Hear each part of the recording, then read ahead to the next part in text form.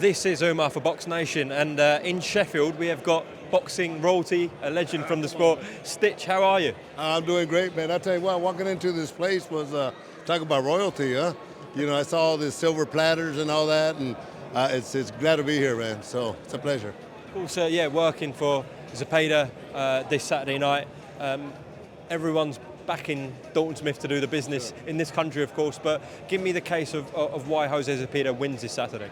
You know what, he said a statement yesterday in an interview with Matchroom where he says, you know, when I fought Jose Ramirez, I was my first 10 level type of fighter, and I felt that there was a difference. While Jose Zepeda is one of those top 10 fighters that Dalton is coming up to match on the first time, so you know, it's going to be a toe-to-toe type of fight. I never like to predict who's going to win, who's going to lose, but, you know, I'm here for Jose, and, you know, I just wish him well. I wish them both well.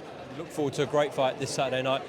Just before we close up, I know the press conference is going to start soon, so the real reason I wanted to get you on was there's been a lot of madness over the last few weeks, people talking about conspiracy theories with Tyson Fury, cutting themselves and all sorts to avoid Oleksandr Usyk. When Tyson put out that picture of that cut, what did you think about it? And what do you think about all these conspiracy theories as well, Stitch? Well, it's the first time I've heard about the conspiracy theories, but that's stupid. You know, and that's the way boxing is. They try to sell tickets by talking a lot of bull, but, you know, as I looked at the cut, and he opened his eyes up, right? So it looked worse than what it is. It's really a slice, a very thin slice, which is usually not a problem. Yeah, but he should have waited and let that heal without a doubt, you know. So yeah, 100%. But yeah, but if it was to happen in a fight, if you have a good cut, man, it wouldn't be a problem. It's easy to control because it's not that bad of a cut. Well, that cut was back in sort of early February, if I remember correctly. It's now mid-March and he's fully back in training camp, yeah. Tyson, for May 18th. So would you say, looking at that cut from a picture, a month was okay? But I don't know if he's sparring yet, to be fair, so he might give it a few weeks till he spars. Yeah, as long as, you know, long as he has the headgear and they watch out, and I guess it was, you know, an elbow or something like that created, it's one of those freak accidents that won't happen again. So, you know, as you look at the game and you break it down to the basics, it's not an issue. You know, Tyson Fury's a warrior, and that cut will be healed by the time he fights, what is it, May 18th or something like that? So he'll be fine.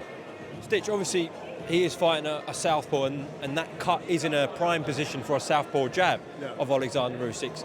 Do you think that's something to worry about for Team Tyson? Well, you know, that's always going to be in anybody's mind. You know, of course, he's a southpaw and all that, but that's why it's important to have a cut man. And, you know, the 2 times I worked with Tyson, I said, you know, what I'm going to do is keep ice on you every round.